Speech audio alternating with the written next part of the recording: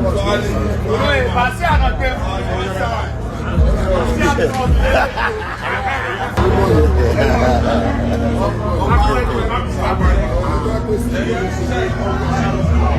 go, sir. Almost. I do it.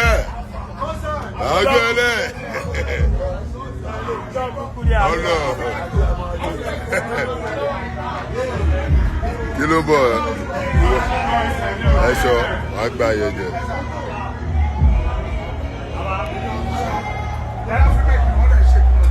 Shake it.